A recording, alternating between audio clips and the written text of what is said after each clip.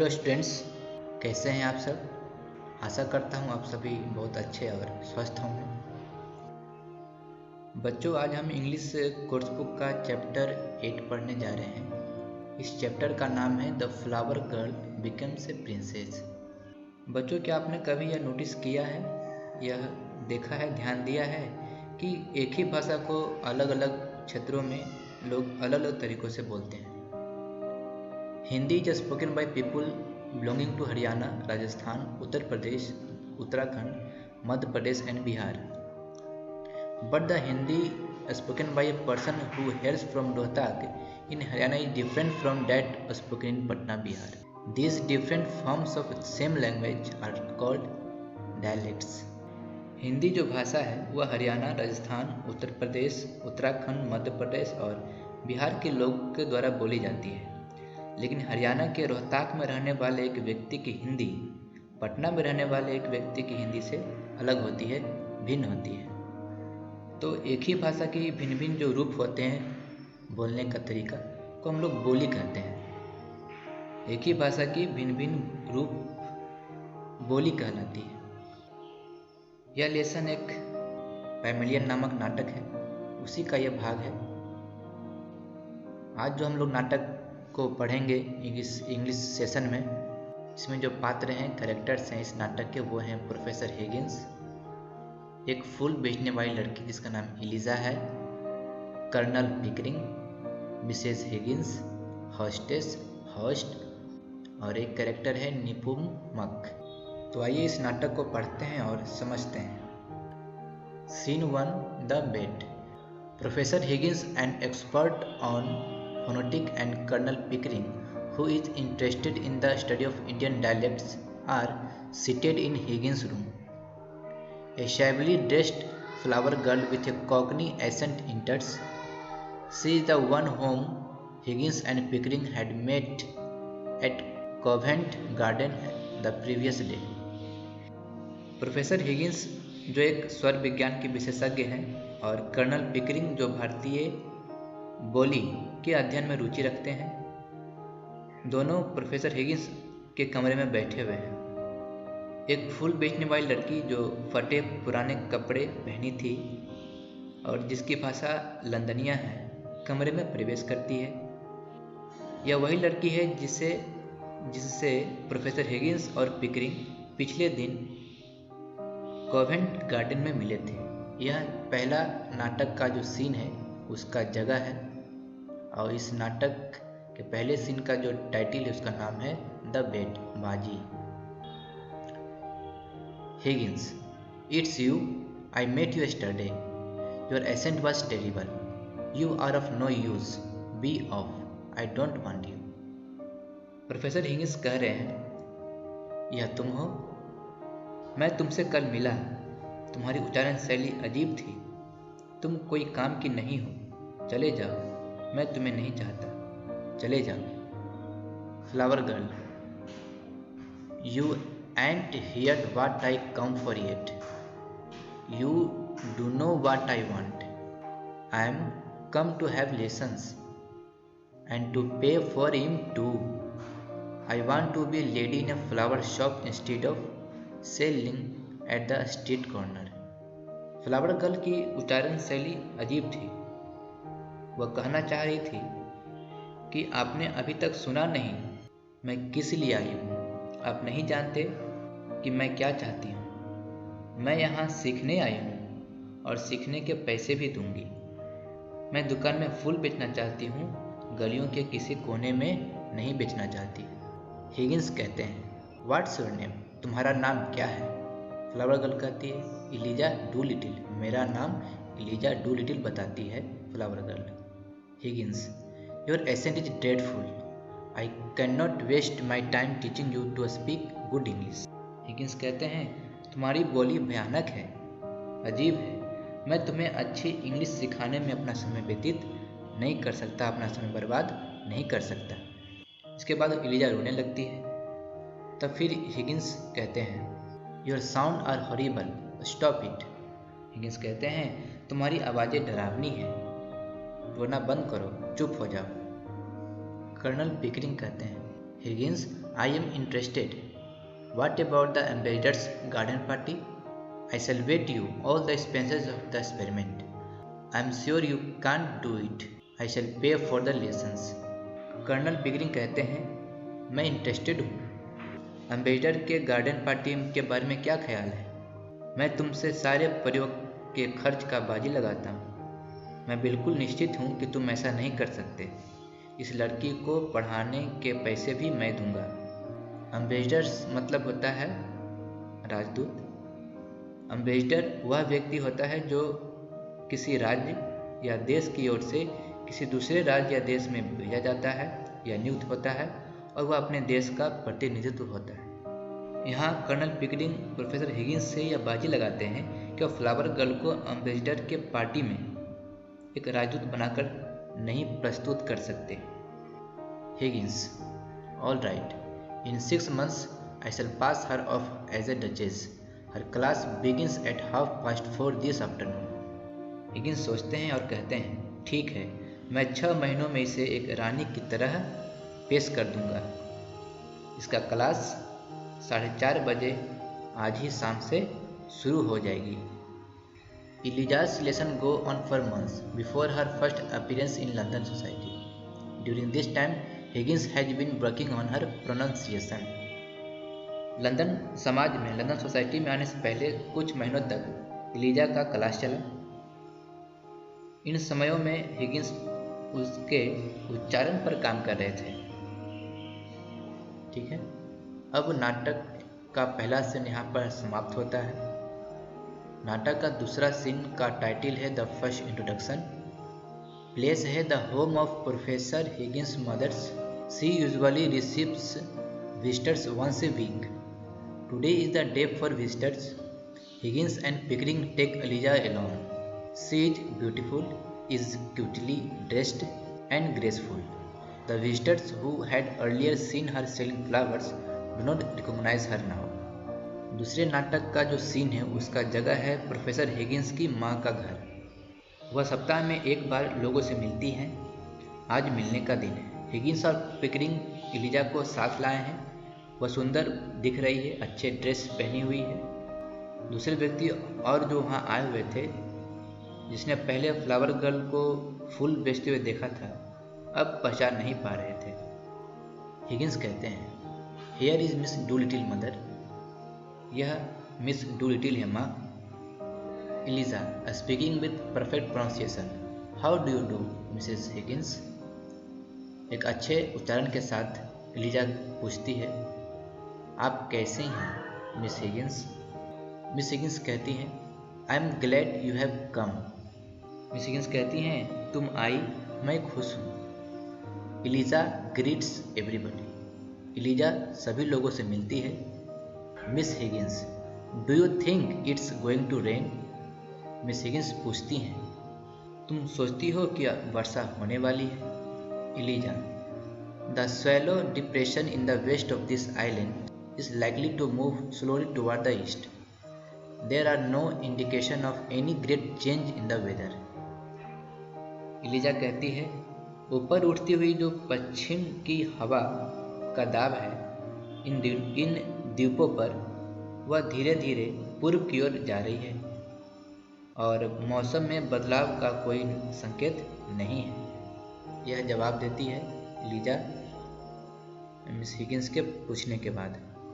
Miss Higgins, I hope it won't turn cold, there is so much influenza around. Miss Higgins कहती हैं, आशा करती हूँ कि ठंड ना बढ़े, चारों तरफ काफ़ी इन्फ्लुएंजा फैली हुई है। इन्फ्लुएंजा एक तरह का सर्दी, खांसी, जुकाम इत्यादि जैसी बीमारियां हैं जो मौसम के बदलने पर हो जाती है। एलिजा कहती है, they said my aunt died of it, but I don't believe it. I think they don't know the old woman in. Eliza फिर अपनी भाषा में ही बोलती है कि लोग कहते हैं मेरी आंटी इन्फ्लुएंजा से मर गई। इस पर विश्वास नहीं है। मैं सोचती हूँ कि लोग नहीं जानते कि बूढ़ी औरत कैसे मरी। मिस हिगिंस समझ नहीं पाती हैं और पूछती हैं, would you mind telling me what is the mean by they don't know her in. जब एलिजा यह line I think they don't know the old women in कहती है तो मिस हिगिंस को समझ नहीं आता है, वह समझ नहीं पाती उसने क्या कहा। तो पूछ देती हैं कि इसका मतलब क्या है, दे डोंट नो हर नेम, इसका मतलब क्या है। तो हिगिंस जो थे वो टोकते हुए कहते हैं it means to die suddenly, इसका मतलब है अचानक मर जाना। You know it's the new small talk of London society, आप जानती हैं कि यह जो है लंदन समाज का एक छोटा मोटा बात करने का तरीका है, गपशप का तरीका है। इसके बाद Eliza and the other visitors take leave, इसके बाद एलिजा और दूसरे जो मिलने के लिए आए हुए थे वे सभी चले जाते हैं। Higgins, well mother what do you think of Eliza, माँ तुम एलिजा के लिए क्या सोचती हो। मिस हिगिंस कहती हैं she is a Trump of your phonetic art and her dress makers skill, but with that vocabulary she will never pass for a duchess. Miss Higgins कहती हैं वह तुम्हारी स्वर वैज्ञानिक कला का और उस ड्रेस मेकर जिसने उसके लिए वस्त्र बनाए इतने सुंदर, उसकी जीत है, लेकिन उस वोकेबलरी के साथ, उस शब्दकोश के साथ जिस तरह से उसने कहा, वह कभी रानी के लिए उत्तीर्ण नहीं हो सकती। हिगिंस कहते हैं if only you knew how I have worked on her vowels and consonants, I am launching her at the ambassador's party after 2 months. Her vocabulary will have improved by then. I will be glad if she wins the bet for me. Well, goodbye, mother. It's time I left. Higgins कहते हैं अपनी माँ से, माँ सिर्फ तुम ही हो जो जानती हो कि मैंने उसके उच्चारण पर कितना काम किया है, मेहनत किया है। मैं उसे 2 महीने बाद अम्बेसडर पार्टी में ले जाने वाला हूँ, तब तक उसकी शब्दकोश भी सुधार हो जाएगी। वो अपनी माँ को जाने के लिए विदाई लेते हैं और वो कहते हैं अपनी माँ से कि मैं खुश होऊंगा अगर वह मेरे लिए बाजी जीतती है। मिस हिगिंस भी कहती हैं गुड बाय। अब यहाँ पर दूसरा सीन नाटक का समाप्त हो जाता है। नाटक का तीसरा और अंतिम सीन है और उसका टाइटल का नाम है at the ambassadors party. 6 months time it is almost over, 6 महीने का समय बीत चुका था और जो जगह है the embassy in London. Higgins, Pickering and Eliza arrive in a Rolls Royce. Eliza looks beautiful in an elegant dress and wearing diamonds. They enter the reception hall. The host and the hostess and a number of kids are present. Nepomuk, an old pupil of Higgins, is also present. 6 महीनों का समय समाप्त हो चुका था। जगह है London की एम्बेसी का दूतावास, जहाँ पर राजदूत लोग रहते हैं, ठहरते हैं। हिगिंस, पिकरिंग और एलिजा एक महंगी सी गाड़ी रोल्स रॉयस में आते हैं, वहाँ पहुँचते हैं। एलिजा बहुत ही सुंदर लग रही थी, उसके ड्रेस भी काफ़ी खूबसूरत थी और वह हीरे का नेकलेस पहनी हुई थी। वे सभी स्वागत कक्ष में रिसेप्शन हॉल में प्रवेश करते हैं। होस्ट, हॉस्टेस और बहुत सारे मेहमान उपस्थित थे और एक और व्यक्ति निपुमक, जो एक पुराना शिष्य था हिगिंस का, वो भी वहाँ उपस्थित था। हिगिंस कहते हैं my god Nepommuck, it's going to be difficult to convince him. Higgins कहते हैं हे भगवान, निपुमक उन्हें राजी करना काफ़ी कठिन होने वाला है। हॉस्टेस और होस्ट दोनों कहते हैं हाउ डू डू। एलिजा बिल्कुल आत्मविश्वास के साथ एक सही उच्चारण से पूछती हैं हाउ डू यू डू, आप लोग कैसे हैं। She walks on regally. All the guest stop talking and are astern by her looks and diction. वह धीरे धीरे आगे बढ़ रही थी। सभी मेहमान बातें करना बंद कर देते हैं और उसकी ओर एक टक से देखने लगते हैं, उसकी सुंदरता और बोली को। हॉस्टेस कहती है निपुमक से I wanted to speak to you, मैं तुमसे बात करना चाहती थी। निपुमक कहता है यस योर एक्सीलेंसी, हाँ महारानी कहिए। हॉस्टेस कहती हैं I want you to find out all about the Doolittle lady.